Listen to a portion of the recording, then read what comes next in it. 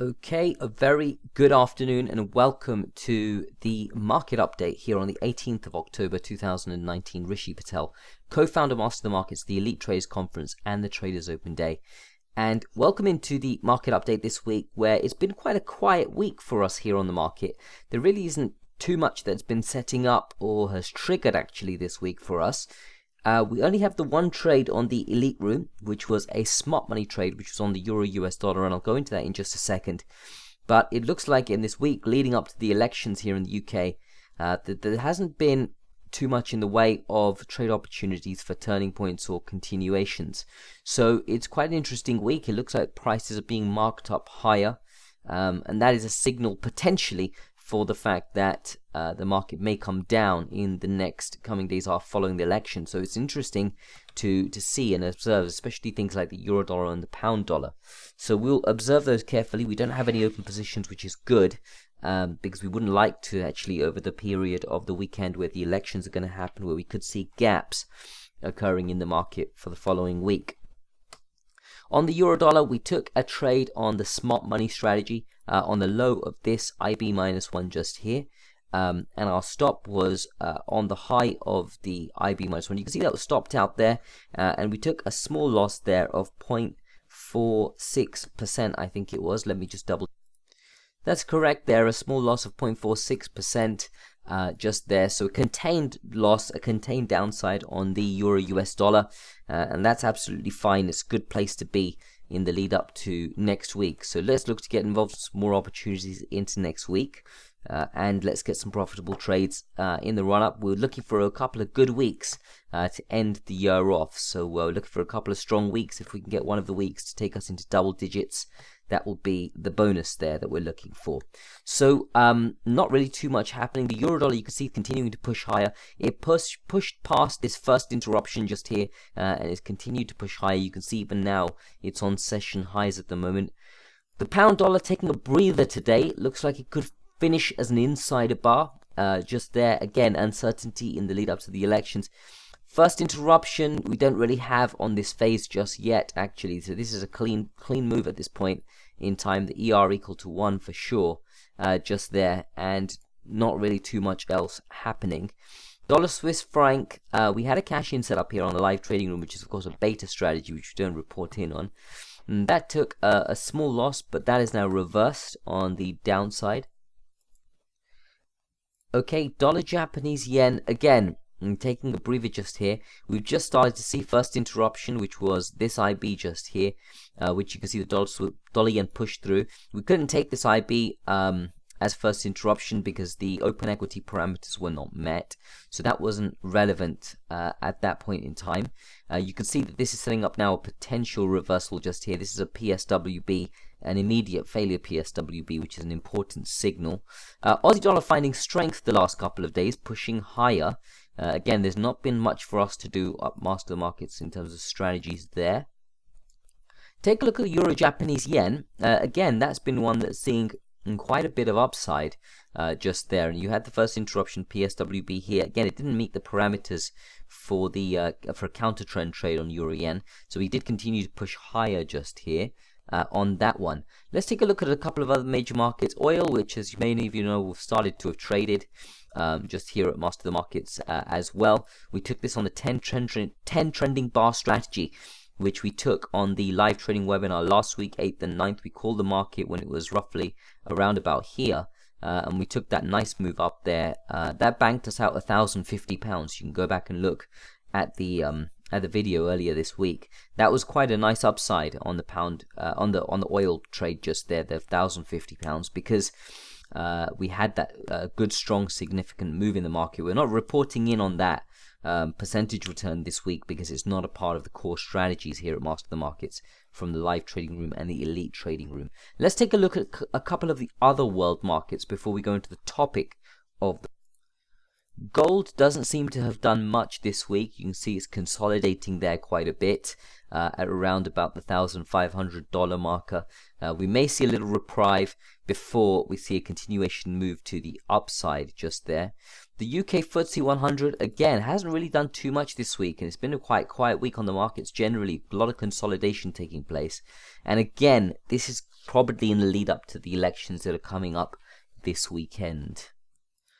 Bitcoin, as you know, I'm monitoring quite carefully here at this time, and I've already said last week on the last market update that I did that I'm looking for this gap to close before we can get any further movement. That's about $1,500 worth of space there, which I want to see close before we get into a buy trade on Bitcoin. But you can see definitely lots more volume coming in to the Bitcoin market now that we've got some nice large sized bars just there in the Bitcoin market.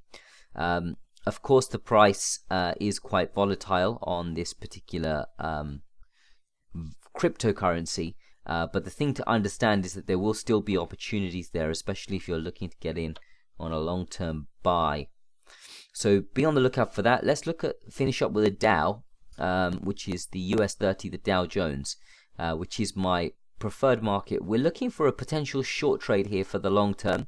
You can see so far we've had first interruption on the Dow, which was 2 days ago. That has failed. That IB has failed, and we've seen that move to the upside. Again, the price is consolidated quite a bit this week, so we'll continue to look for further opportunities into next week to take a short on this, looking for a signal to potentially get involved on the short side. So certainly, if you're a part of the Master of the Markets community, we'll definitely keep you in the loop on that. So, with that all said, let's go to the next phase of the market update this week, and that is all around end-of-day trading on FX pairs. And this is inspired from a question that I had from one of our beginners that's coming to the Traders Basecamp workshop with us on the 9th and 10th of November. And he asked a really good question, which was, how do you trade end of day if the market actually isn't closing?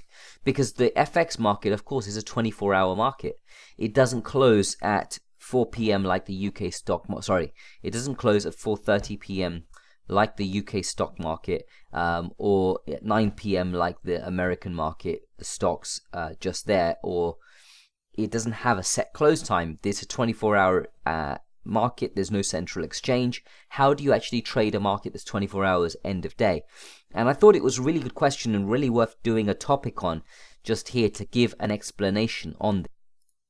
So let's look to answer that. Well, if you look at the bar just here on the euro dollar today, you can see currently at this moment in time it's 2 p.m. We're right in the middle of what we call the nylon session, which is the New York-London overlap. And there's lots of movement just here. You can see right now we're very much on the session highs of this currency pair's movement. And so you can see the high of the euro dollar as of this point in time. Let's bring it open on the data window. The high of the euro dollar is 1.1149, so 1.1149, and that's the high. And if you look at the close, it's 1.11493, and actually what it's telling you is right on the top of the market just there. And the reason for that is because of something that we call nylon, as I said, the New York-London overlap. This slide here from the Traders Basecamp presentation, which we're going to be running on the 9th and 10th of 9th and 10th of November this year. This slide from the presentation actually illustrates what nylon actually means. And what it is that you can see that at 2 p.m., which is where we are now, you've got both the London session trading and you've got the New York session starting to trade as well. And this period of time is really quite critical. So you can see this in between 1 p.m. and 4 p.m. And that's why you're seeing as well that the euro dollar is very active actually during this time.